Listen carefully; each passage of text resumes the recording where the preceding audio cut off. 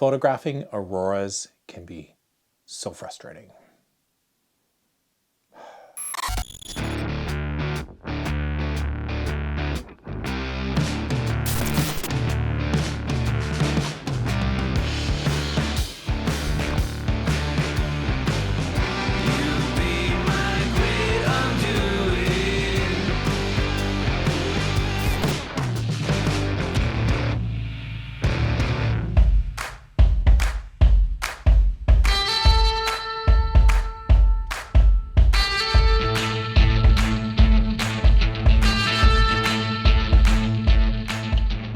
Hey kids, welcome back. I just got back into town from driving out to Banff. It's Friday night. What time is it? Like 3 o'clock in the morning now? I'm a little frustrated, can't really think about going to bed. So I thought I would whip out a video because I was planning on shooting a video tonight on how to shoot the auroras. All the data was saying that tonight was going to be a great night. It's going to be a K6 storm, which in Aurora lingo is, holy crap, put your pants on, let's go. Get the hell out of town, find some dark skies and go shoot. So I thought I would head out to Banff. I wasn't gonna go to Lake Minnewanka because once rumor gets out that the auroras are gonna be out, Minnewanka just gets slammed with people. Understandably, you've got tourists out there that it's recommended you go there. It's a safe place to go. It's nice and dark. It's actually a great place to go if you wanna see the auroras, but for photography with everybody's headlights, not the best place to go. So I was gonna head to Bow Lake. Been to Bow Lake a bunch of times, shot a bunch of videos there, and I thought Bow Lake with that awesome mountain, there's a little bridge there, that little stream that I shot before on the other side, it's gonna be pretty tasty. And then nothing happened. Well, technically two things happened. First and foremost, the storm didn't kick off, so there was no auroras at all. And secondly, the clouds rolled in. Now the clouds weren't really supposed to roll in until about 2 o'clock this morning, but they rolled in and you couldn't even see stars. So even shifting and trying to do astrophotography wasn't an option. So here I sit, wondering where I screwed up in life. I'm driving around the middle of nowhere at midnight looking for stars. And I decided to pack it in and go home.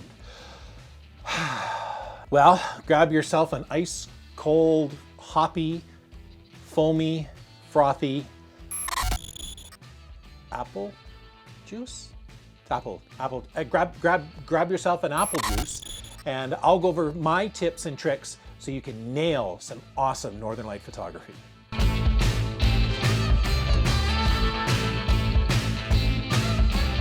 First things first is you gotta have a tripod. You can't go out and do any type of Northern Light photography without a tripod. The reason for that is you're doing longer exposure. You're not doing those, fast shutter speeds like you're doing for sports or for portraiture. So you gotta have a tripod, something sturdy that's gonna hold your camera still, create no shake at all, give you a nice sturdy platform. This is the tripod that I use. It is a three-legged thing, a Brian, and I really like three-legged things. They're kind of like the punk rock of tripods, and I really like their product line a lot. They're not a sponsor at all. Sponsor me, please. They're a UK company, but you can get their stuff online. It's really easy to get good, solid stuff. They got a great product line. Again, I use the Brian, and I really like it a lot.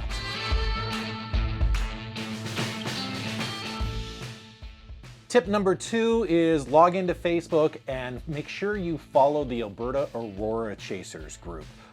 They do an incredible job. Chris, the administrator, is awesome at giving out information for when a flare happened, how long it's going to take the flare to get here, when's the expected time frame, how big the storm is. And then on the day of the storm, the solar storm activity, he pins a discussion to the top of the page so you can follow in real time what's happening. And people from all over put in their 2 cents worth as well. They'll say, hey, I'm at Minnewanka. This is what the conditions are like at Minnewanka, or wherever they're at. You'll learn a ton from the Alberta Aurora Chasers group.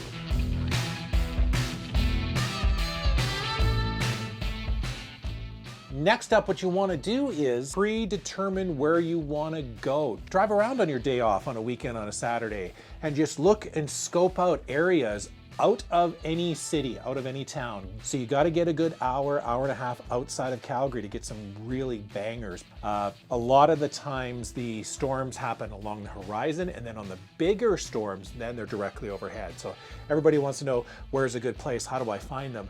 The northern lights, so look to the north. Just get out in the dark and look to the north, you'll find them.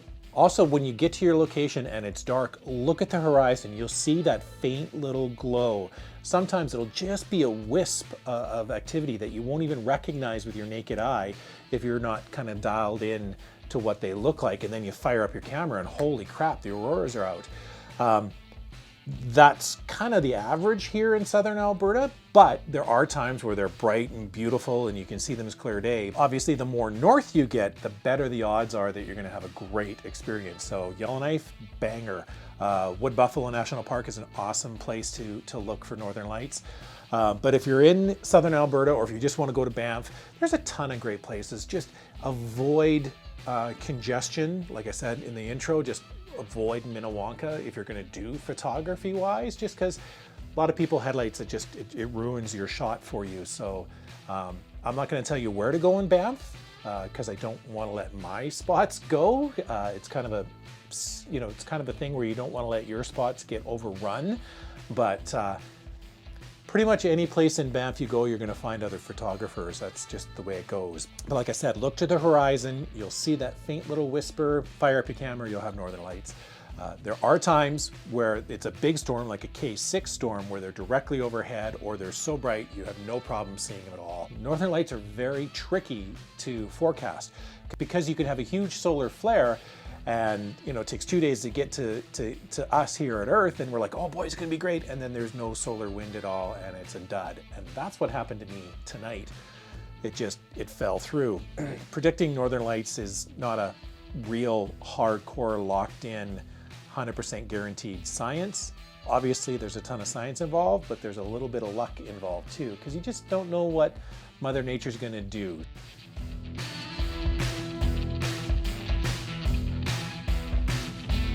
How do you focus in the dark? I just grabbed this lens because it's sitting on the shelf. This is a Sigma 17-70 lens. And if you look on the top of a lens, there's a dash right by your lens hood cover, and then all these markings. If you look for the infinity marking, obviously that's the focal point for infinity, but for this Sigma lens, you got to hit infinity and then just bounce it back just a little bit. I've had this lens probably 8-10 years now, and I know it's not tack sharp at infinity. You just got to bump it back just a little bit. Most lenses that I've come across are kind of like that, hit infinity and bump it back a little bit, but you can zoom in digitally to a brighter object like a star or the moon and get your focus that way. But I use the bump method, just hit it and bump it back. Some people will go out before sunset, set up, focus, and then mark on their lens with a removable marker where focus is. Other people will just set up, lock in their focus and leave it and don't touch it because they're staying there. Each trick is up to you and what you want to do, but that's what I do, just bump back a little bit. Speaking of lenses, we got to talk about f-stops. Lower the f-stop, the better. F-stop aperture is the little hole that the lens focuses through and allows a light through. So the higher the f-stop, the smaller the number. So get yourself a low aperture, as low of an aperture, can't even talk. Get yourself as low of an aperture as possible so that aperture is nice and big. For instance, that Sigma can go to a 2.8, so that's what I shoot my Auroras on, is a 2.8. If you could get lower than that, some more expensive lenses do that as well, but it's really the best method is to get that open as much as you can, because you can't really draw out your shutter speed too long when it comes to Auroras. We'll talk about that in a second, but f-stops got to be wide open as you can possibly go.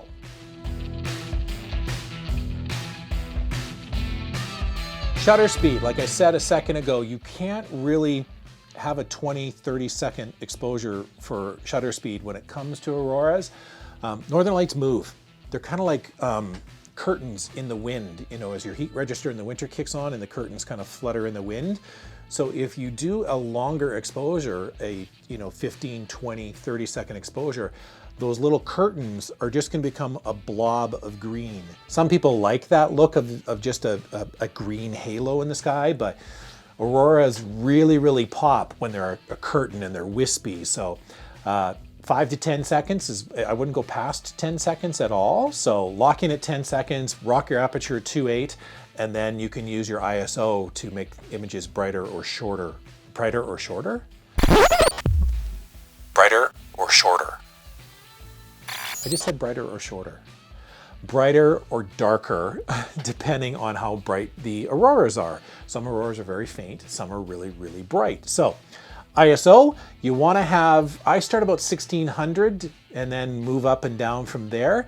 Really basic and simple. You just lock it in, take your shot, look at it. I want it a little brighter, so you increase to, let's say 32, then you're really adding in a lot more light sensitivity. Keep in mind, the more ISO you do, you're going to get some grain there as well. But with most modern cameras now, grain at 1600, 3200 isn't too bad at all. So 16, 32, just depends, just find out for where you are at that moment and how bright those auroras are. Also, because you're doing that, watch for airplanes in your shot, because they're going to create your lines that you have to clean up in Photoshop.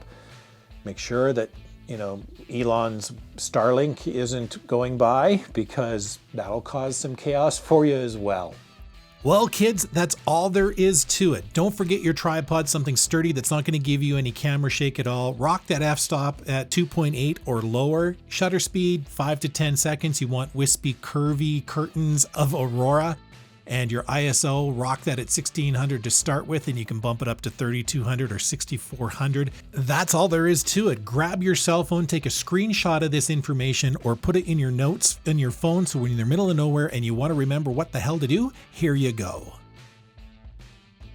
Photographing the auroras can be extremely frustrating. Yes, all this science goes into predicting when they're going to come, but it's still that magic little element of whether they're going to be there or not. So it's not a guarantee that you go out and you're going to see them. And that frustration can lead you to want to quit, but stick at it. If you just stick at it, you will get some photos that you're going to be so proud of. And I guarantee the first time you nail down an aurora shot, you're going to be blown away and feel like you won $1 million in the lottery. It's going to be one of your favorite photos. I've got one on my wall up here of the very first time I nailed the auroras. I'll show it to you now on screen.